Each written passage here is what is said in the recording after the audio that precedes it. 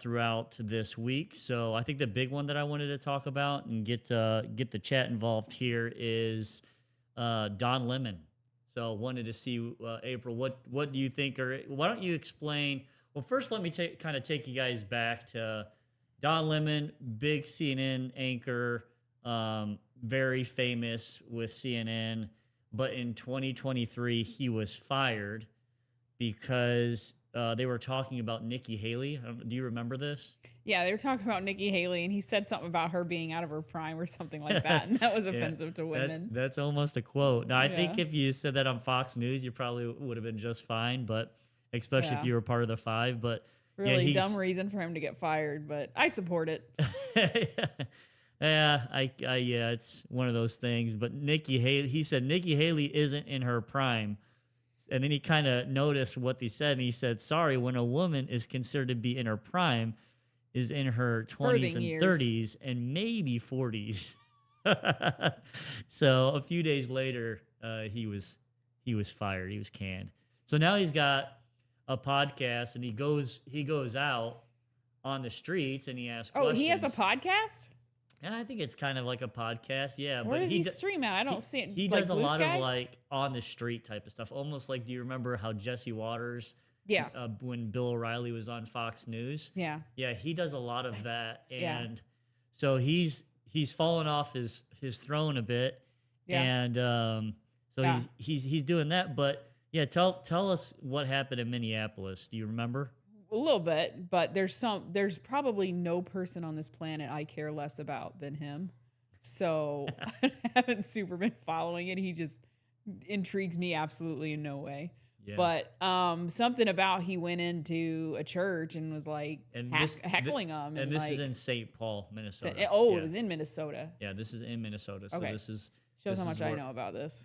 This is where, it's kind of all fired up and heated up right now. So yeah, he goes into this church, and they specifically he is with the protesters before they go into this church. And by protesters, you mean violent activists? Violent activists and they, I don't know if they got violent, but they were definitely breaking the laws when they did this. But yeah, they went into I believe it's called City's Church in St. Paul, Minnesota, during a Sunday morning worship service. So it's not like they're going in and just the preacher's up there and or just there in the church and they're trying to maybe get an interview with them. No, they're going in during church service where there's families and kids. To see him.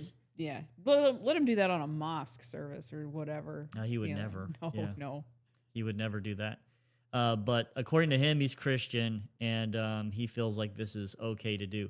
But anyway, he goes in. And by the way, it's not just him. It's like, 20, 30 other protesters, and they're chanting. They got their megaphones, and they're yelling at the people in their seats. Well, there was a high-level organizer in there, too, like amongst him, that organizes a lot of these protests or ICE stalking events is what I like to refer to them as more. Yeah, that's right. And the reason why they target this specific church, because one of the pastors, his name's David Easterwood, also serves as a high-ranking official for ICE. So they specifically target this. They come in and they start chanting ICE out and justice for Renee Good. This is before Alex Preddy got shot. So they're chanting for Renee Good. Referring to the local woman that was shot by an ICE officer when she tried to run him over. They interrupted the service, leads for a tense confrontation with everybody there, especially the pastor. And he walks up and he starts to argue with the pastor in this interview style that he's doing. He's live streaming the event for his show, and he claims that he was doing this as a journalist, not an activist. However, he's seen on camera arguing with this preacher or priest, which makes you think like, okay, he's an activist. He's not a journalist. He's always been an activist. He's never been a journalist. Yeah, and he gets confrontational with them. I think the priest kind of did one of these, and then Don Lemon says, "Don't touch me" or "Don't push me," I believe is what he says. So You came into their church. yeah, disrupting their church, and he's saying, "I got to kind of help my flock out here. There's kids and crying, and there's families that don't know what to do, and you're acting a fool. they're trying to argue with them, and there's some loudmouths there. Of course, they're all loud, but there's a couple of specifically that are acting a fool and disrupting this congregation. So I guess the question is, and maybe for chat, it'd be interesting to find out what you guys think. Is it okay to peacefully protest during a in a church at all? So I think we'll do what most people do. Press 1 if you agree. Press 2 if you disagree that they should not be able to protest. So go in the chat and to me, and hit going that for into us. a building is like that's a line, Yeah. or especially going into like a church service. Yeah, well, I No. think it's I believe it's called the FACE Act that protects churches from this. It's the same act, if I'm not, I know That protects that's- Planned Parenthood. that protects Yeah. abortion clinics or Planned Parenthood from protesters being able to get close or enter in and protest in front of a Of a patient, Oh, which yeah. is fair. right. I think that's fair. Yeah. So I think it's important to realize this is something that I definitely consider illegal. Especially he's not just protesting outside of it, like on a public sidewalk. Yeah. He's inside I think it's a Catholic. I'm not for sure if it's a Catholic church or what church it is, but he's inside the church doing this. So it's pretty. It's extremely rude. And it's private property, It's against too. the law. It's not a public building. It's private property. It's owned by a church, and they're coming in and disrupting it, and they're not allowed to do that. That doesn't make sense. So when we go to general conference, because everybody knows that we're members of the Church of Jesus Christ of Latter-day Saints. Every twice a year we have general conference where we listen to our clergy talk. Yeah. Gives talks, and there are people protesting outside the conference hall, which is fine, but never do they enter that conference building. I think that would be a hard line in the sand to draw. It's like you come in that building, that's when you've crossed a line of I don't know, what do you want, what would that be? Like hostile takeover? I don't know. Yeah. There's just and I agree that even with the abortion clinics, if you want to protest abortion, that's fine. You can stand outside the clinic, preferably across the street. But once you go into that building and you start, harassing the patients, there's a fine line between harassment and protesting. Right. Yeah. And Stand I feel like outside with entering that building, he crossed the line of harassment. Yeah. Stand outside if you want to, Yeah. off of their property. You can stand outside with your signs, your flags, your megaphones, whatever you need to. If you feel like you need to protest a church for what is going on in Minnesota, and they're only doing it because of the pasture. That's why they have targeted this church. And I think Eric's got a good point. Where is church security? Is there? We've talked about this amongst our own church. Yeah. More with guns and stuff, but should there be some type of security that most churches should be looking at? I think a lot of churches do have security, but apparently this one didn't have it, or they didn't have enough to be able to corral these people and get them out of there because they were just doing whatever they wanted to. It didn't seem like there was any security. It was the pastor that was trying to figure this out by himself, which is pretty much impossible with a bunch of loudmouths that come in and start screaming. Any other thoughts on that? You talking to me or the chat? Well, both, I guess, but specifically to you. Yeah, no, I gave you my opinion about it. I think there's a fine line of protesting and flat out harassment. Yeah. So kind of not, a little bit related to this, but to branch into it. So of course, we know with Minnesota and across the country, we've got ICE. There's 22,000 employees that work there.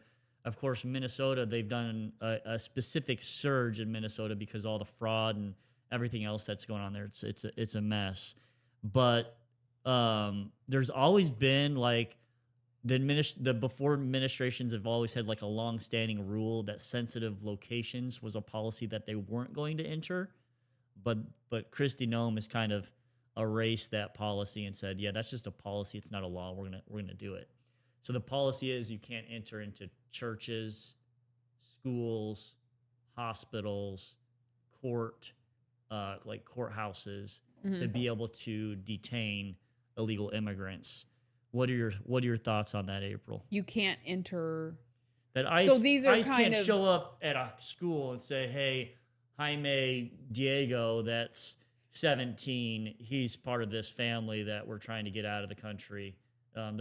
Before there was a policy, not illegal, but a policy that said we don't go into sensitive areas. That's a sensitive area. But so kind of like how they did like back in the medieval times, it was like sanctuary. So like if you go into a church, you can't arrest a criminal if the criminal's in the church. Yeah, sanctuary. It's just they don't want kids to be scared to go into school and I get separated that. from their parents, or they don't want people to be afraid to go to the hospital and get arrested, because their dad's having a heart attack and they can't come see him, or so it's always been, there's a few, we'll say, sacred areas that it's like, hey, these are no-go zones, but that is not occurring. Currently, is that happening right now? I haven't heard anything like that. Currently, I don't know if it is since Tom Homan took over, but with Kristi Noem, yes, it was happening. It was happening. No, I don't. I think I agree with that. I don't think you should be going into hospitals and schools unless it's like a hardened criminal that they're after, like a violent criminal that they're trying to get out of the public because he's a public safety risk, or they're a public safety risk. I guess it could be a female, but it's probably a dude. Yeah, that's my feelings on it. No, I don't think you should be going into schools and arresting people in front of a bunch of little kids. Like that's scary. Yeah. Hospitals are probably the same way. Yeah. Yeah, I agree. I think, and I'd like to see what the chat says. Chat, let's say press 1 if you think it's okay for them to go into schools, hospitals, and so forth. Press 2 if you think it's not okay. Be interested to see what you guys think. So press 1 if you think it's okay for them to go into schools or hospitals, sensitive areas. Press 2 if you think they should not be able to do that. So, here's what this says. I'll kind of read it to you guys as you guys are thinking about what you want to press. It says, since December 2025, Minnesota has been a primary target of Operation Metro Surge. This has seen thousands of federal agents deployed specifically to the Twin Cities, targeting sensitive areas. According to a lawsuit filed by the Minnesota Attorney General and the mayors of Minneapolis and St. Paul in January 2026, ICE agents have specifically targeted individuals in formerly protected locations, including schools, churches, and medical facilities. Reported tactics: local reports and community observers have documented agents loitering near school bus stops and residential neighborhoods. There are also reports of ICE entering hospital areas, such as waiting rooms, which are technically public spaces. Legally, status of churches and schools, public versus private. Legally, ICE agents can enter public areas of these buildings, like church lobbies and school parking lots, without a warrant. The Fourth Amendment. For private areas, classrooms, sanctuary halls, and private officers, the Fourth Amendment still requires a judicial warrant or consent. However, a secret DHS memo leaked in early 2026 suggests that government is now asserting administrative warrants. So this is different. This is not that it's never been done, but I don't think it's normally done in this situation. What are the warrants? Maybe you're going to get into this because I might be missing it. The warrants would allow them to go after hardened criminals that pose a public safety risk. Warrants allow you to go into spaces that aren't public. So if I have a warrant, I can go into your private home to come get you. Okay. Those warrants normally are signed by a judge, like a local judge. Well, I don't think ICE is going to have a very good time trying to get local judges in Minneapolis to sign off. And can they do it federally? Get a federal warrant? Well, that's what they've done, but it's not being looked kindly at. So a lot of people will say they're going into homes without warrants, but technically they're getting around that by having administrative warrants. So these are warrants that basically their own organization are signing off on. So it's like a Christy Nome is signing off on these, saying, okay, you can go into this home to get this person, or you can go into this school to get to this person. Now, I don't know if they're actually doing that for schools, but that's what this is claiming. And as people are saying that they're seeing a lot of people around the schools and bus stops. They're probably around the bus stops because they're trying to get the parents that are walking their kids to school, Yeah. and trying to grab them. I doubt they're going after the 5-year-old kid. It's like, why would you need to do that? Yeah. They're usually going off after criminals, and then their family members are like, okay, we're going after, John Smith, but John Smith is with his wife, Sarah Smith, and their 5 kids. They're all not here legally. They're all coming. They're all Yeah. leaving. Chris said, isn't it? It's weird though that California, Florida, and Texas, who have way more illegal immigrants, are really putting up these types of protests. Who's funding those protesters in Minnesota? They fund themselves. Yeah, Well, what do you mean by fund themselves? they're funded by local governments because I watch. So her name's Carlin Borisenko or something like that. But she's infiltrated these groups. She gets onto their Zoom meetings. She gets into their chats. Like, she's been following these chats longer than Cam Higbee has, and I've been watching her for some time now. But they're funded by small groups, smaller governments too. They're funded by small unions too. Unions are funding them. A lot of different things. And a lot of them are just funding themselves. A lot of people think that they don't have jobs, but they do. But their unions allow it, so they get around it. Yeah. So.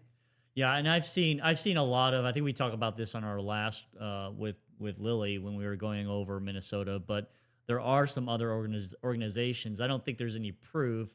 If you watch Bill O'Reilly's podcast, he talked about Neville Singman, and he's originally from the United States, I believe, but he lives in China. And he says a lot of the money's coming from them. But these are very organized groups. Someone's funding them. Yeah. You definitely Chris has a good point. They're getting funds from somewhere outside of themselves. People are getting paid to do some of this stuff. They have dispatch, they have medic, they've got like 3 different types of watchers, people that are watching from home, people that are watching from foot, people that are driving around trying to find ICE agents. They're very, very structured and organized, far beyond what would be a protest. Oh, yeah, for sure. And they have like these little flyers. Carlin had mentioned this. They have PDFs that they send out to these people, and they have little flyers that they can print off on their computer. They have hotlines you can call into when you see an ICE agent, so you can tell the hotline that this is where the ICE agent is. And then from there, they put it in the group chats, and they put it in the signal chats and the Zoom calls because they have like up to 50 people on the Zoom calls, and then the signal chats can have up to 1,000. That's right. So yeah, it's highly organized, and it is highly funded amongst small groups. And you'll see that they do get taxpayer funded things as well through governments and grants. These small organizations, they get small government organizations, grants. and then they're able to distribute it however they need to. Yeah. Yeah. So kind of staying within that same realm, but I wanted to read some of because I think this administrative warrant loophole is interesting, and I'm going to be honest, I don't love it. But I think it's probably effective, but I don't love it, and I'll explain why. But it says, in Minnesota, the answer to so I asked the question: can ICE officers enter the home without a warrant signed by a judge in Minnesota? It says, in Minnesota, the answer to this has become the center of a massive legal conflict in January 2026. The short answer is legally, the Fourth Amendment still requires a warrant signed by a judge to enter a private home. However, ICE has recently begun using internal documents to enter homes anyway. Here's a breakdown of the current situation in Minnesota. The administrative warrant loophole. a leaked internal ICE memo from May 2025. The old rule, just so you, for decades, ICE was told they could not enter a home without a judicial warrant signed by a judge or the owner's consent. So, owner's consent, come on in, or the judge signing the warrant. The new rule, the current administration's memo authorizes agents to use administrative warrants, Form I-200 or Form I-205, to enter homes by force if necessary. The problem, the administrative warrant is signed by an ICE official, not a judge. Constitutional experts argue that this is like an officer writing their own permission slip and violates the Fourth Amendment. Can they use force when they enter? According to leaked memo and reports, agents are now instructed to knock and announce their presence. If the door is not open, they are authorized to use necessary and reasonable amount of force, such as breaking the door or lock, to enter if they believe someone with final deportation orders are inside. And I've seen this. I mean, they're busting down doors. Vice President J.D. Vance. Hold on. Who's in those doors, though? Like, who are they looking for? Are they looking for family members? Or are they at, because, like, what I'm hearing is right now they're mostly arresting violent criminals. Correct. So if that's who they're after, if this person's violent and he's a public threat, or if he's a member of a gang, I don't have a problem with it. You get him off the streets. Don't you think that's a slippery slope, though? I mean, then if you're a potential violent criminal, then you don't believe that warrants really any warrant should be able to be signed by a police officer, their own police, because that means they could come in and say you're a violent person for whatever reason they think you are, and then they could just come in your house. Yeah, but I'm not violent, though. I haven't killed but anyone. that's I the don't belong point. in a gang. That Fourth Amendment protects people like you from that type of from people entering your home and not having a warrant. Like they shouldn't, in my opinion, they shouldn't be able just to enter in without a signed. I see what you're warrant saying. from I wasn't a judge. following that. Follow it now. I get you. Yeah. Sorry, continue. Barbara Reterick said Don Lemon is a jerk. Hey, Barbara, you're late on that one. That's all right. We love Barbara. Yeah, we do. We love Barbara. So that is that's what's going on now. So here it says, while the government is currently carrying out these duties, legal advocacy groups like the ACLU of Minnesota maintain that this is unconstitutional. They still advise the following: if you open the door, ICE will claim they had consent to enter. Keep the door closed. So this is them actually telling them what to do. And I actually don't want to read this because I don't, if they are violent, I want them out of here. I want them to open the door, step outside, and the ICE officers drag their butts, back to their own country. If they're not here legally, of course, they've got to be here legally. If they're here illegally, they need to go. If they're here legally, of course, that happens where they might grab the wrong person. We've heard that happening, but I've heard 4 or 5 stories, and maybe it's happening more, but I'd like to know percentages. Sure, you can give me the sob story of Joe Smith that was ripped out of his home, completely legal, and, his family was wondering where he was at for 3 days. I've heard the sob stories. Eventually released, but went through the traumatic event, but then they're put back. Now, out of that happening, how many of them are people that are should not be here? And if it's 1 out of 1,000, then I'm okay with that. Like nothing's gonna be perfect. Police officers have never been perfect. They make mistakes all the time. They're human. They're human. City police officers gets, not the officer, but the police department gets sued because they make the wrong mistakes.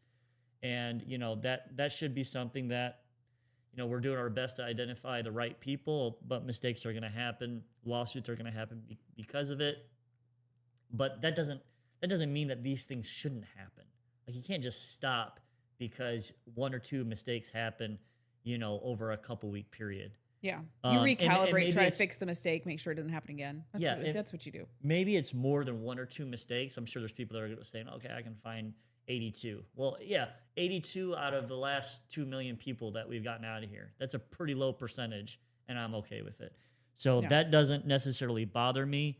I feel for those people. You know, I'm concerned. You know, I want the people that shouldn't be here to go through the right process and come in the right way if we allow them to. And when I say we, of course, the federal government that makes the decisions allow them to, and that's just how it has to be. Mm-hmm. I did mention that warrants have been used before. The administrative warrants have been used before, but they've been used more in a public setting. So let's say April's walking down the street, and I've got a picture of April, and I know April robbed a bank or whatever. You know. You see, I want to rob a bank. What? Who robs banks anymore? Like, you can't rob a bank That's a anymore. stick up. It's a stick up. Put your hands up. You know, if people aren't doing crimes, you're not really supposed to stop them and detain them.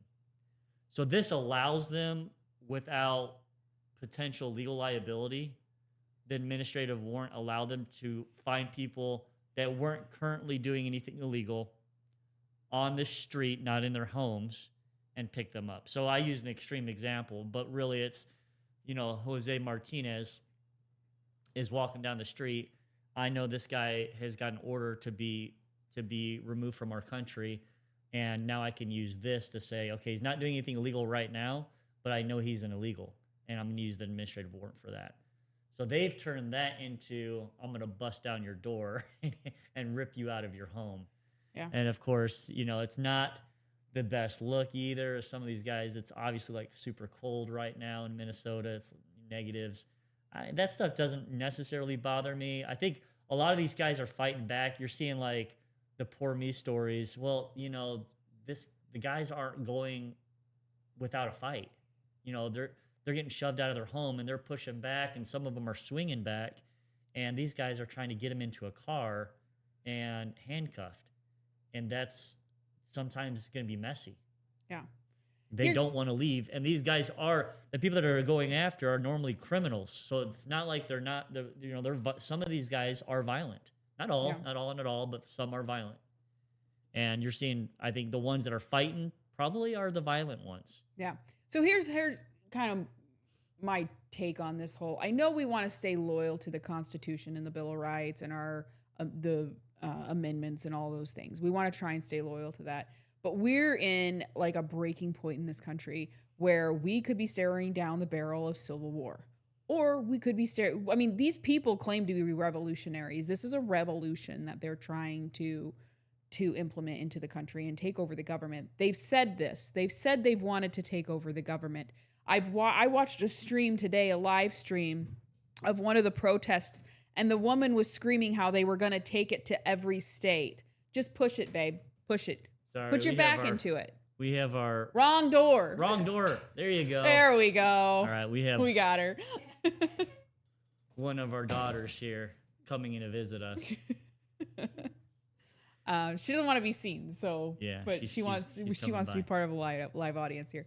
So, like, if you think about where I was, if you think about the Civil War, Abraham Lincoln implemented a lot of things that were not constitutional at the time.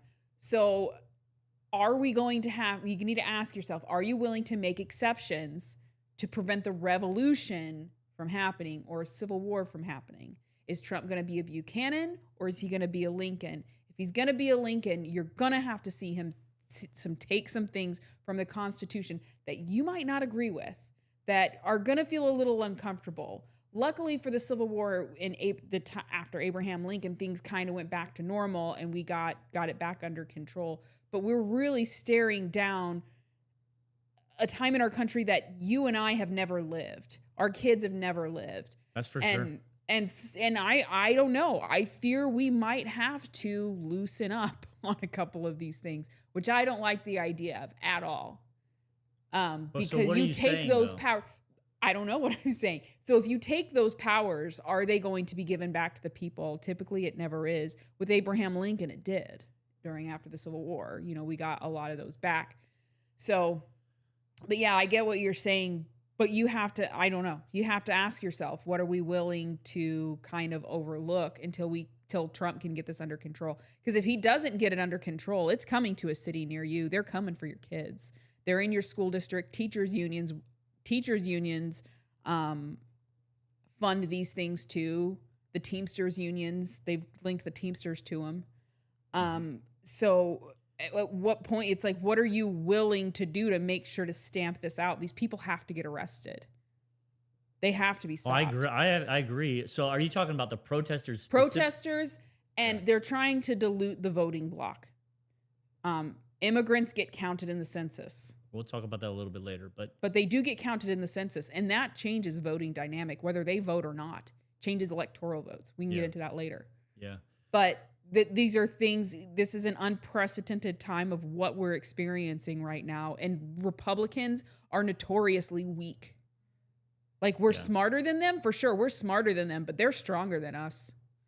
If you don't think they are, look down on what's happening in Minnesota right now. They're getting crushed. We're getting crushed down there.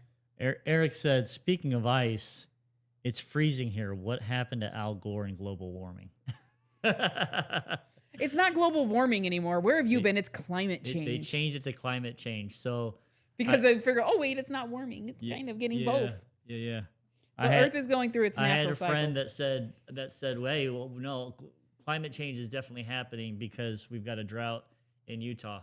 But they also had, 2 years ago, I think they had more snow on record than ever before. So sometimes it's just, you have extreme times. There's not like there's an average, right?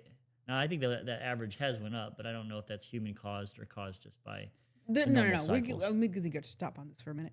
The Earth goes through natural cooling and warming cycles. That's why we had an ice age, and it's why we had a warming age. You look throughout history, humans built more in a time of warming, and they built less in the time of cooling. This happens. Now it is happening faster. So I think it just because there's probably more people and more cows farting and stuff. Yeah. Well, you're getting back on it. So we're getting back on the subject. Eric threw us off here, but Chris has a point. He says there are little children in those houses. If the criminal is armed, now you're putting them in danger. I understand it's a criminal doing it, but I should catch those people on the streets. I agree. I don't think they should be in the homes.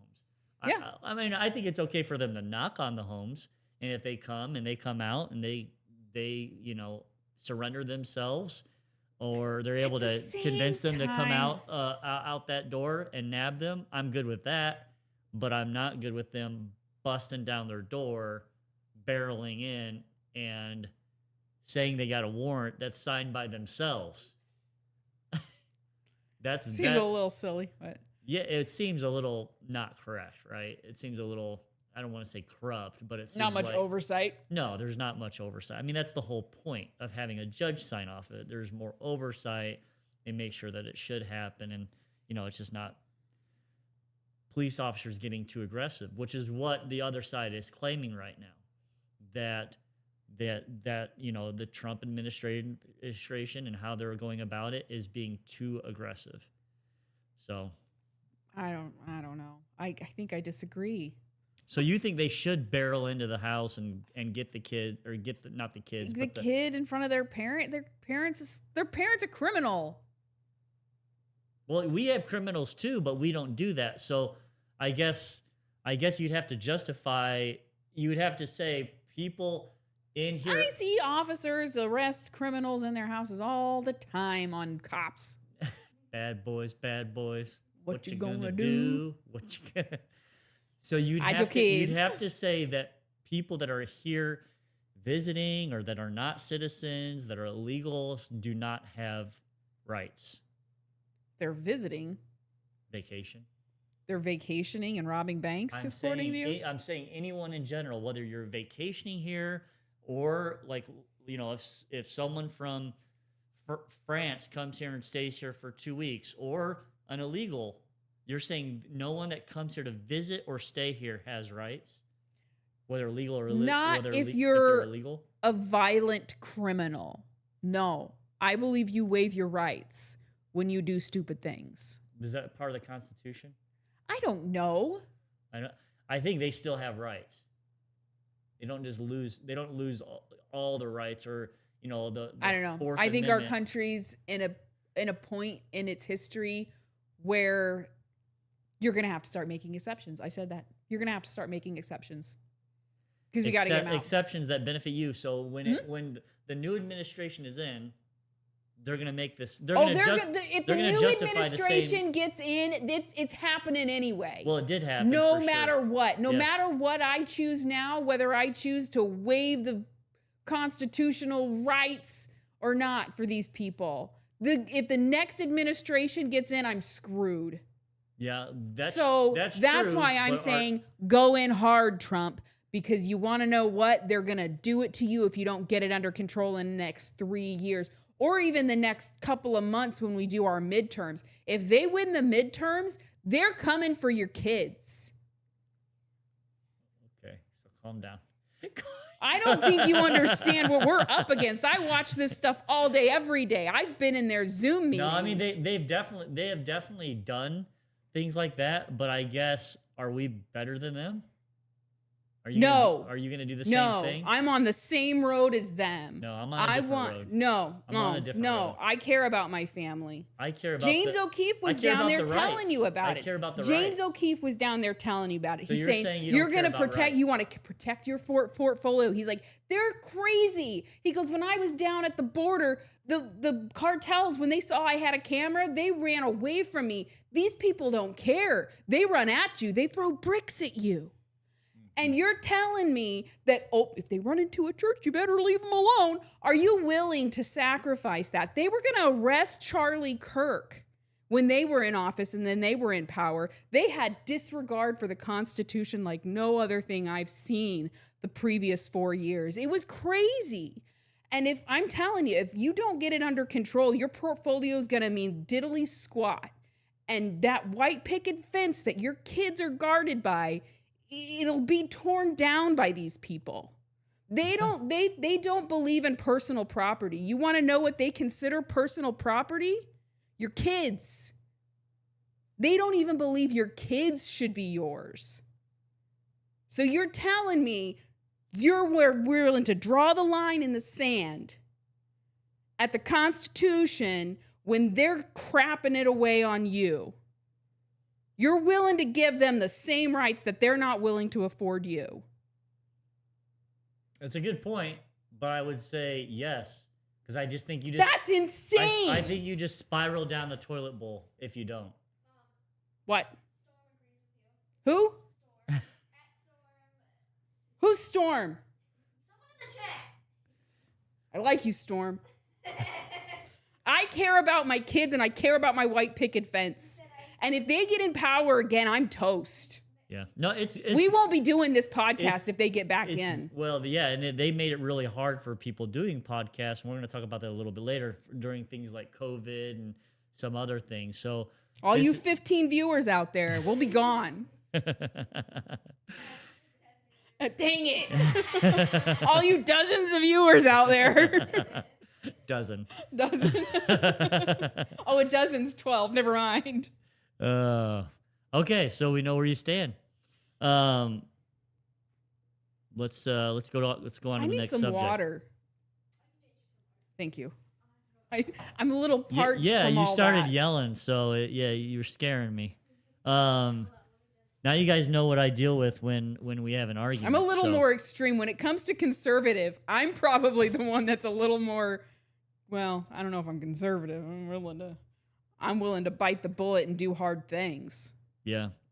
All right. So Biden, when he was in office, he did allow.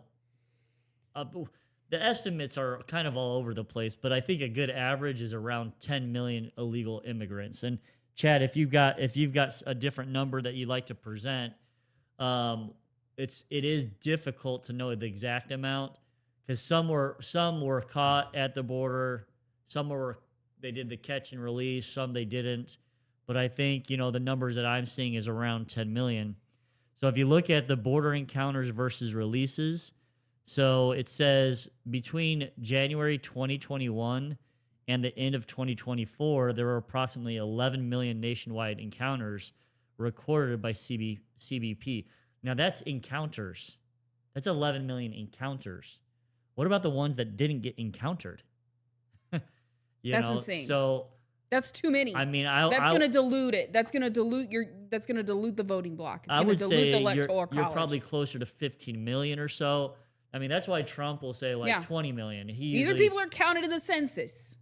Yeah, they're getting counted in the census for sure. It is important to note that encounters include people who are immediately turned away, deported, and who tried to cross multiple times.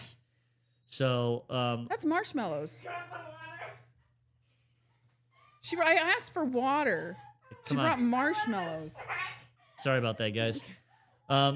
Released into the U.S., out of those 11 million encounters, roughly 2.5 to 3.3 million people were released into the interior of the United States. These individuals were typically given a notice to appear in immigration court to release on parole while the asylum cases are processed. The gotaways, there's just like over 2 million gotaways. So, the big problem, the reason why we're seeing this is just the aggressive surge of illegal immigrants that we had. And that's about about a little over 5,000 people a day is what they estimate came in. We live in a city of 5,000. So that's like every day, one of our cities is coming in every single day, 365 days a year. Getting it under control is almost impossible. And you've got all these people that are illegal, and you got tons of people that are criminals. I mean, there's a lot of people, of course, not all. The percentage, if you talk to Christy Nome, she says like 70% of them are criminals. I find that hard to believe. I think it's closer to, I can't remember where I read this, but it's closer to like 25 to 30% have a criminal background. So that was a nonpartisan outlet that I was reading. So that does show you that's still pretty high. So when you see these raids, and I think they've said that Trump's raids, they've gotten about 700,000 people out of the United States, and then they claim about 2 million people have self-deported. So that's what their current claim is. Now, I will say one of the things that the Trump administration hasn't done, and I don't really appreciate, is they're not putting the numbers out. Like every year, they're supposed to put their numbers out of how many illegals or encounters that they've had. It is my understanding the primary sources that come from Christy Nome's department and border crossing and those types of things, they haven't released those numbers.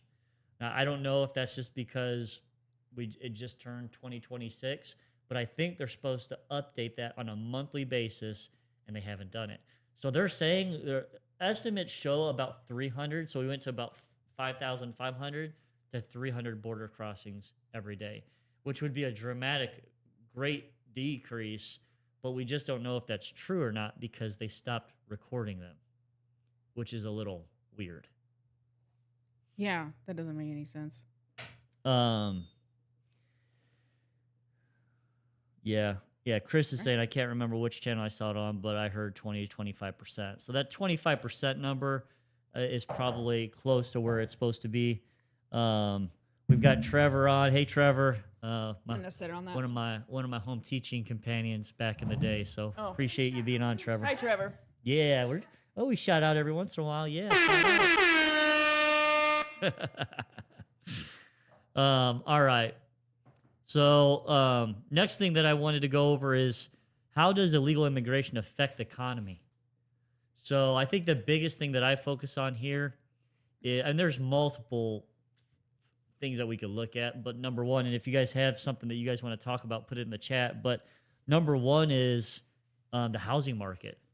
If you bring in 5, 10 million, 15 million people into the United States, especially when there's no building either. Like building has slowed down since, the crash, because they can't build a house for what they need to sell it for. So you don't have building and permitting. Oh, permitting's a pain in the butt.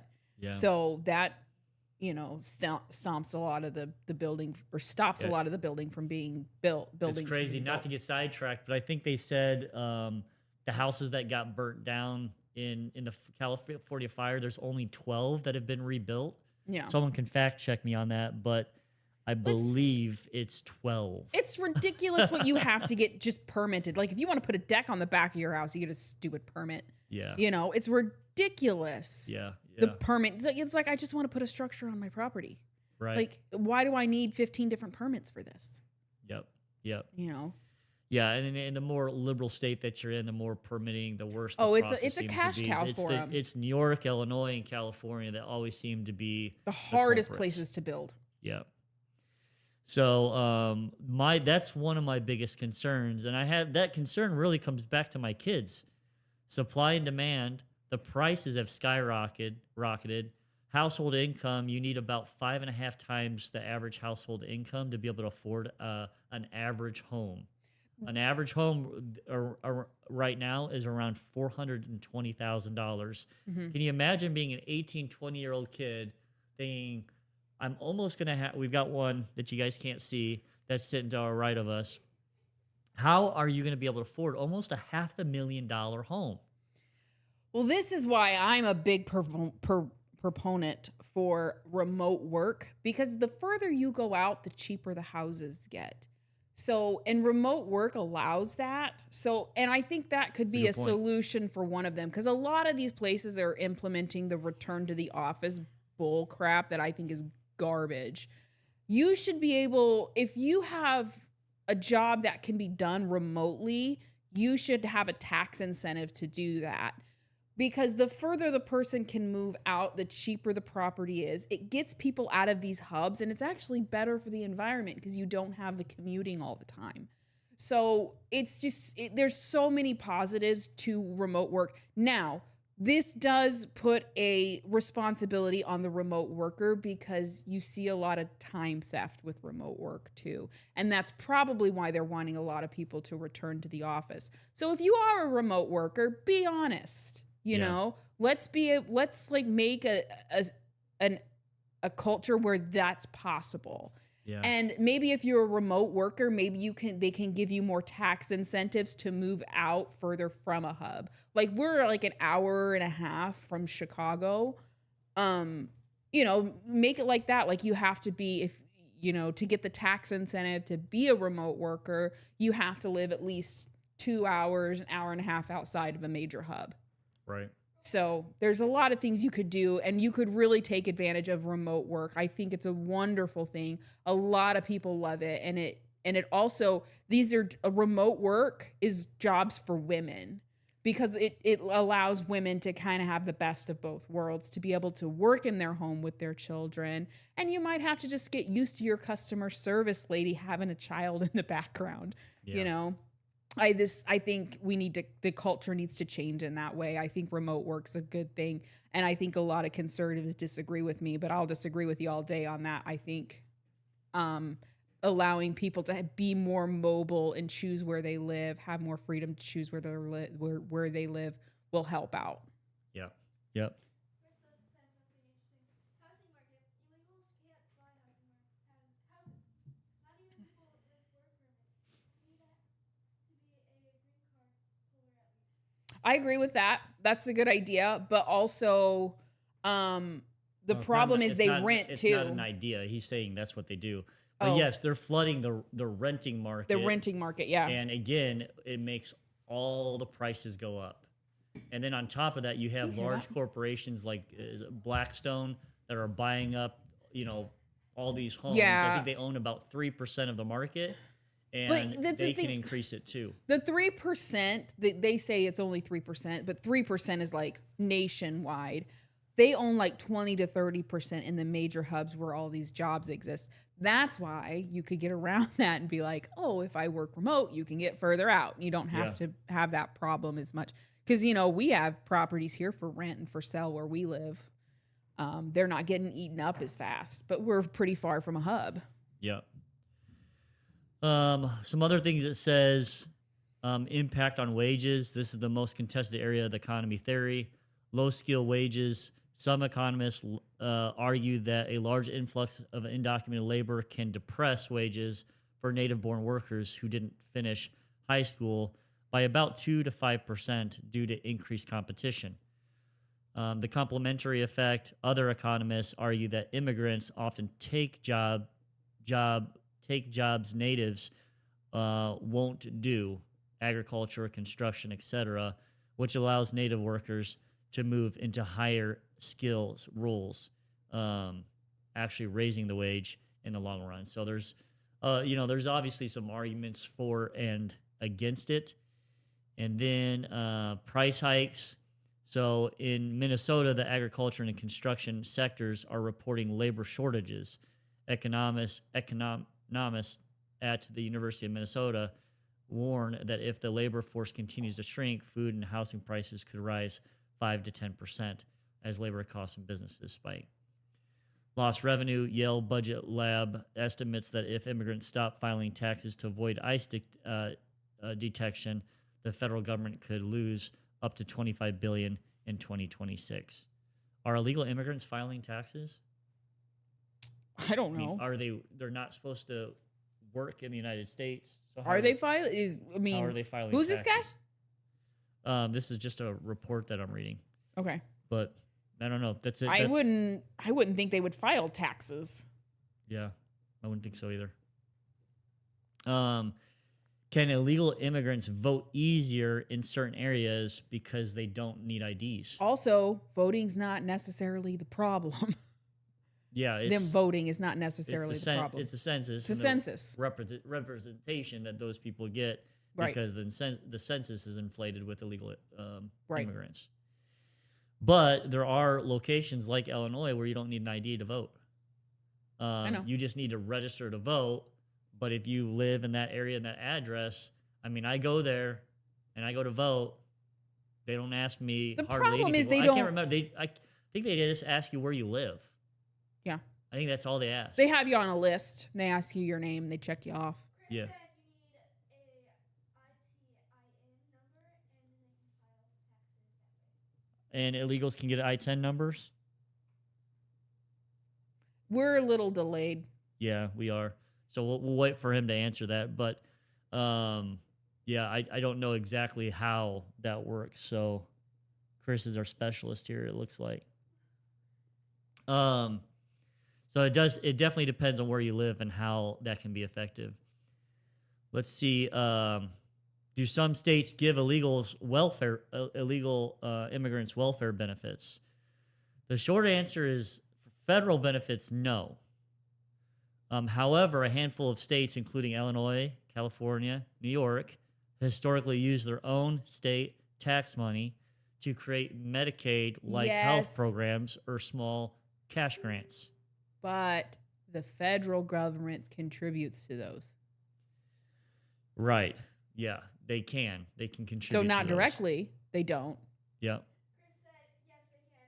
Trust me, I know. Okay. Okay. We know Chris, so we know what he means by that, but we won't say nothing. As of January 2026, many of these programs are being dramatically cut or frozen due to budget crisis or new federal pressure. So I do know that, federal pressure said, hey, if you guys keep on doing X, Y, and Z, we're going to cut you off federally, and that stops them from doing those things. So Right. Well, that's why people were so upset when Trump said he was going to cut funding to Minnesota for their daycare grants and all those other things. So because the federal government does contribute to the state welfare system or entitlement. Yep. So here it says, excuse me, it says federal benefits are off limits everywhere. Regardless of which state you live in, undocumented immigrants are legally barred from SNAP. They cannot receive them, though they can apply on behalf of the U.S. their U.S. citizen children. It's another way they get around it. So they can't get it, but their kids but their kids were born here. They can get it. Cash welfare, no federal cash assistance is available. Social Security, even though many pay into the system via payroll taxes, they cannot collect benefits. So that's good to know. Now, there's freeze on blue states. It says because of a high cost of 2025 migrant surge and recent federal laws like the One Big Beautiful Bill Act, states that recently offered benefits are scaling back. Illinois, the state officially ended its health benefits for immigrant adults programs on July 1st, 2025 for those aged 42 to 64. So some of this pressure that Trump is doing is working. California, Yeah, while California good, previously good. expanded, He should pull it all, Yeah. every bit of it. says why California previously expanded Medi-Cal, which is the Medicaid in California, Which is their socialized medicine. Yep. To all ages, regardless of status, they implemented a enrollment freeze January 1st, 2026. Undocumented adults can no longer newly sign up for full scope health coverage. Those that are already in the system are grandfathered in. Yeah. Well, that's what people don't understand when these states implement those entitlement programs. We're still paying for it. Yeah. Like federally, you're still paying for it because of the grants that's granted to each state from the federal government. In Minnesota, it says the state announced plans to end most state-funded health coverage for undocumented adults by the end of 2026 to close the massive budget deficit. What is still available? In almost every state, certain emergency or life safety benefits remain available because they are considered a matter of public health. Emergency Medicaid covers life-threatening emergencies. WIC, nutrition assistance for pregnant women and children under 5. K through 12 education, school meals. I mean, out of those 4, I honestly think they should be able to be educated. I mean, even that, I think they should because I have a heart, but I hate it because they're not paying property I have no taxes. use for public schools. I don't care if they all go under. Oh, yeah, that's Homeschool true. your kids. You can homeschool. Yeah. They do have a way out. And if they're not paying property taxes, that should be do something online that they private can school, maybe, like what we have do. to do. Yeah. I don't like And public school. Go ahead. Sorry. You're just sending them to indoctrination camps. That's all they are. All the teachers unions, they're all for these Antifa and these protesters. Just I think it depends on what state you're in, and no, it doesn't matter. All those teachers unions are in on it. I mean, I don't believe they're safe. Yeah, we got Nidrea here. She's not on camera, but Nidrea Don't say her name. Nidrana. I'll change her name. We got Nidrana here. Nidrana, you have graduated high school. Did you ever feel like you were being pushed into a certain political belief by any of your teachers? See? She just said, oh, yeah. She just said, oh, yeah. And she kind of did the head. She did the head movement thing. I can't do it. Democrat. I'm not stupid. Okay, yeah, they're pushing her. It's to the every left. school, even if you're in Missouri, Texas, Florida. Do you remember it in high school mainly, or was it in grade school too? As you look back, or would you say it's mainly high school? High school, and it mostly happened high quite school. a bit. That's It what she seems said. like from your head. Did you absorb any of it, or did you just kind of like brush it off? Okay. Yeah. She's not super political. Yep. We hope to get her that way. We hope to get her on our side. So her boyfriend is in the Navy. So they're like, huge majority to the right. So she's going to have to get with the program. It is the Navy, though. Navy's known for kind of being a little... Hey, don't say that. Don't say that. All right. That's a joke. I know we like veterans here. Love them. Now I've been hearing a little bit, and I kind of wanted to talk about this because we've been hearing a little bit that TikTok got bought out by Oracle. And Oracle is what? Like, I don't know. I know them because they like contract themselves. They can do a lot of software stuff. Yeah, software stuff. A lot of for big hospital benefits, those types of things. Yeah, it's their operating HR systems. administrative system. Yeah. So I think so they bought out a percentage of them, And that was because the Chinese owned them. Trump said that they had to Yeah, sell it was owned a by portion of it off. ByteDance, which is a Chinese company. Yeah. So now I'm seeing reports, and I don't think there's anything, this has just happened within I think the last week and a half. So, but a lot of people are claiming that there's censoring that's happening. So they're being censored. Things like Conservatives are? No, liberals are. Liberals are being censored so on TikTok. If they bring I up don't believe that. Epstein, that it's not being, it's being throttled and people aren't able to listen to it or hear it as much. Yeah, I Well, mean, our daughter is on TikTok and she's like, it's just liberal ninny garbage. Yeah, she's on So TikTok I don't know all the how time. true that so is. That is yeah. So that is hard to believe. She says, nuh-uh. That is hard to believe, but you're starting to hear it. And I just want to make sure on our side we're not doing the same thing that they did to us. Again. So if you Again. just to kind of remind my liberal friends what happened to us during COVID and when the transgender stuff was happening, we were highly, highly censored. And I have some data to remind you guys of that. And first, remember the COVID stuff I'm pretty sensitive about because I live in Illinois and, Gosh, it was horrible here. Even out here. It was 2020, I believe, when the COVID mandates and the regulation started, and it didn't end for us until 2023. I think it was either March or April of 2023. Yeah, and they made them wear masks in schools, and I don't know, when you get out into these communities, a lot of our schools are very old and they don't have air conditioners. Yeah. So they were forced to wear masks in 100-degree weather. It was ridiculous, and I got so mad. I made them masks that were like mesh masks. And I told them, you could see our you could see our mouths. And they were just like, I remember Evie our oldest wore one to school, and they were like, "Is that gonna work?" And she's like, "Yeah." And they just kind of brushed it off. Anyway, go ahead. And we know we are not the people that think COVID was not a real thing. Like, we know that it was a virus and that it did hurt many people. We just don't believe in giving up our rights. And that's what.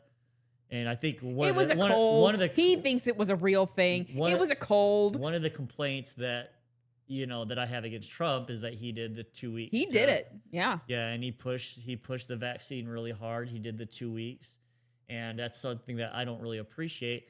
Looking back, especially now, we didn't know. It was a pandemic, the first pandemic like this that we've ever seen, but that really kind of triggered a lot of, especially liberal states, to lock down their state. And, I owned a company that, it definitely hurt my company because we were door-to-door people. We were people that go into homes, and we couldn't do that. So it definitely, I'm definitely probably more bitter than most people, but also just the fact that, if people are scared of something, stay in your freaking house. Don't make me do what you want to do.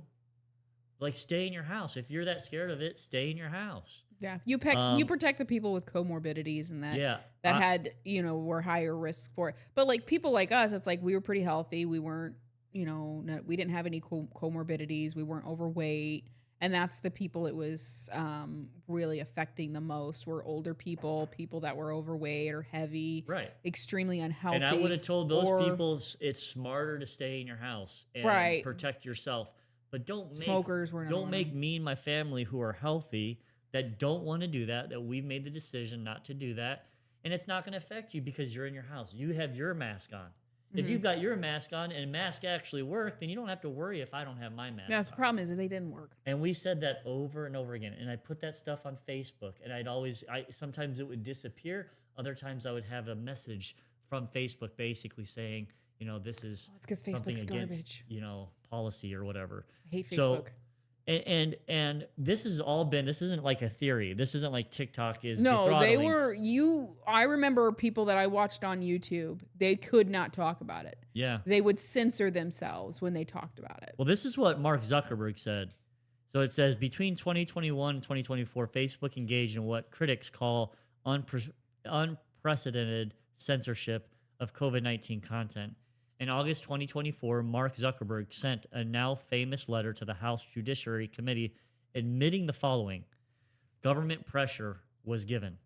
He stated that senior officials from the Biden-Harris administration repeatedly pressured Meta for months to censor certain COVID content, including any humor or satire. You couldn't even joke about it, or they would be censored. Admission of regret. Zuckerberg wrote, "I believe the government pressure was wrong, and I regret that we were not more outspoken about it." And man, I don't give him any credit. The only reason why he changed is because at the same time this was happening, Elon Musk was buying Twitter, which is now X. Yeah. And he said, "Bull crap to the censorship. I'm not listening to anyone. I'm going to allow people back on the platform that were removed." Because remember, people were getting removed left and right off of Oh, those yeah. platforms. Conservatives were largely wiped off that platform, off of Twitter Yeah. at the time. So they did a U-turn, but their U-turn was only because Elon Musk led the way. Yeah. And That changed and the they followed. trajectory. That Yeah. him doing that changed him, and Charlie Kirk changed the trajectory of that election and getting us out of that. In the other part was transgender subjects. So in a massive policy shift on January 7th of 2025, Meta announced it was rolling back many of its hate speech and harassment rules to allow for more open political and religious debate. Meta removed specific restrictions on discussing gender identity. They stated that the previous rules had become too restrictive and were being used to shut down mainstream opinions. So, I mean, they're protected by it's like Section 230 because basically Section 230 says you're a platform. You're not a publisher. You're not a publisher. So you can't be sued. If Zach Grady comes in and says something offensive to people, then you can't come in and sue Meta Facebook. or Mark Zuckerberg for what Zach Grady said. Right. So because of that, in my opinion, and many legal scholars say they shouldn't be censoring at all. That's not their job. And because I would agree with that. And No, because it's a public square, it's considered public. Then there should be no censoring. It's like me going to a park. I should be able to say whatever I want to say. Right. So yeah, it impedes your freedom of speech because it is a public square at that point. Yeah, that's the way it's acting. Yeah, and people can say, "Hey, this is mean. This is hate speech." That's fine. Hate speech is allowed in the United States. That's what makes us different from Europe and Canada and many other places, that we allow speech that people don't like.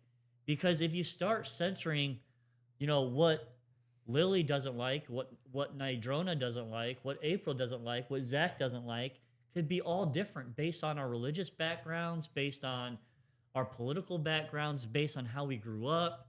All that can be different. So then who's right?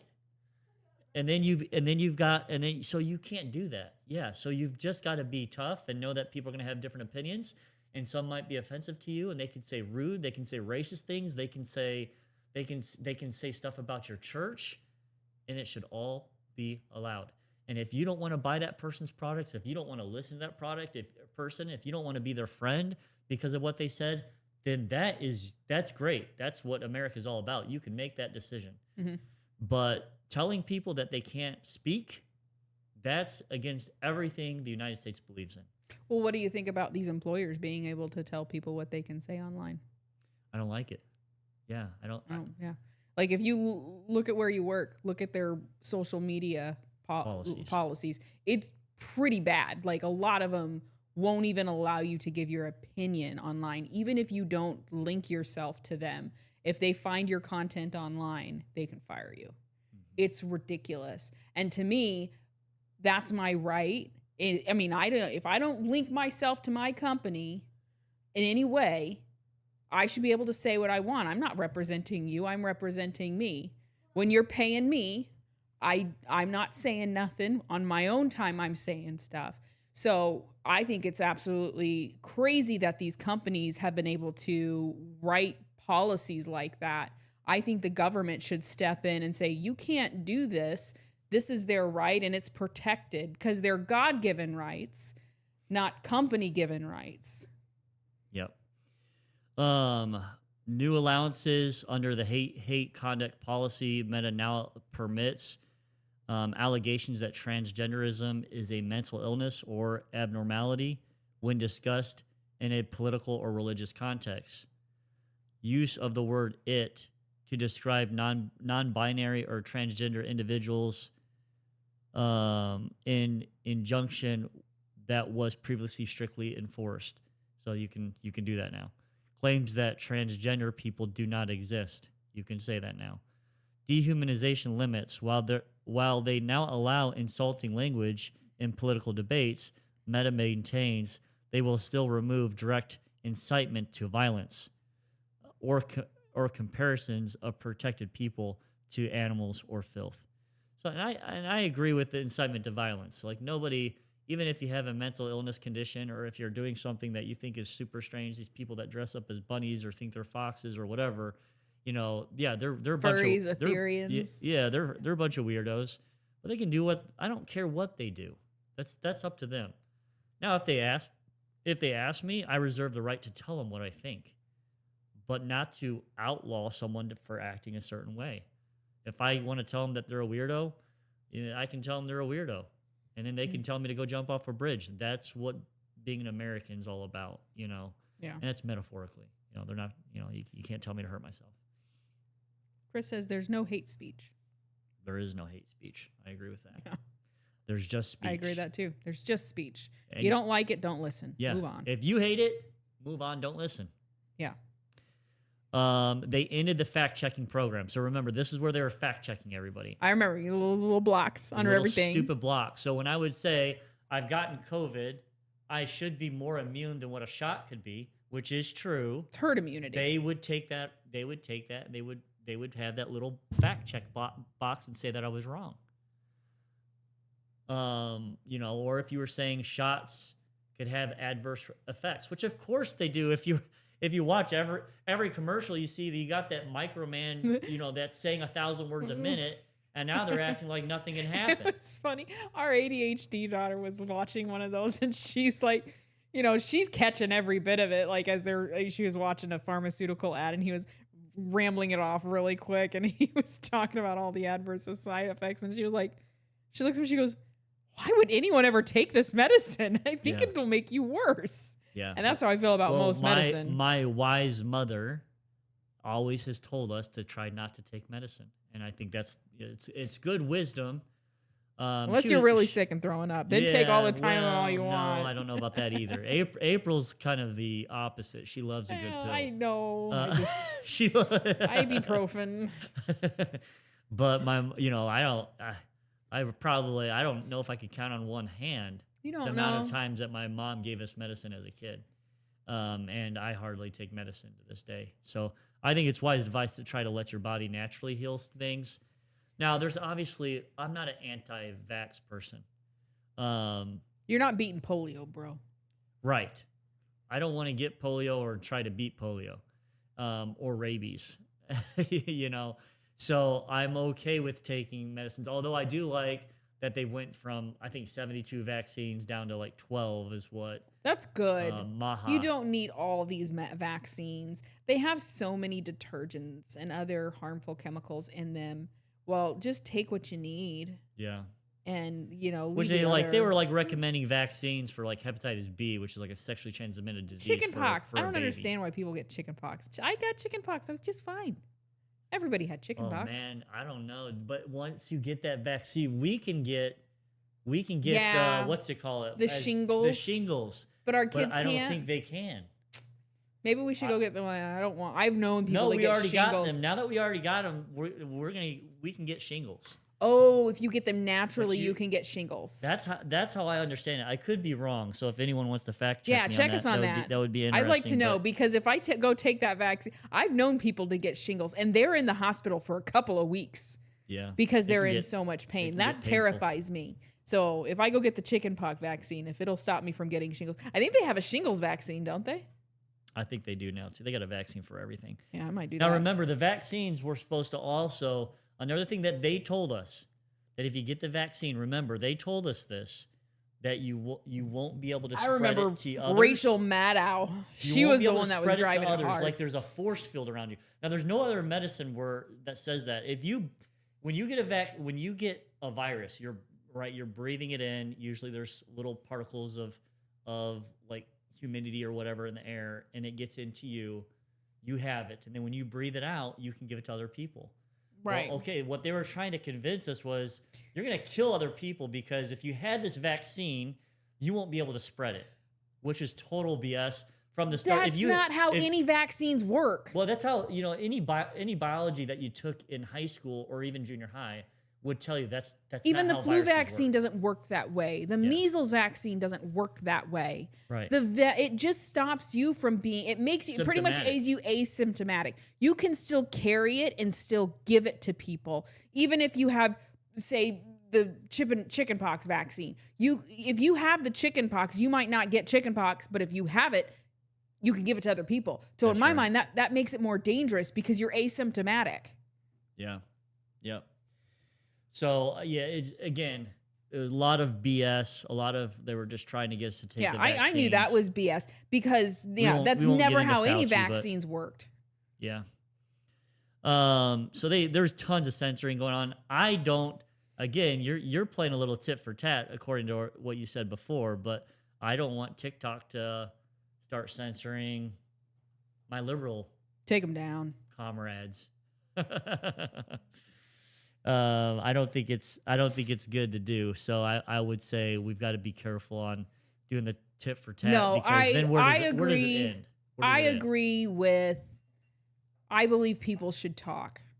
So I like that they can say what they want online, and then we can shoot back at them. Because when people stop, like what Charlie Kirk said, when people stop talking, that's when things go south.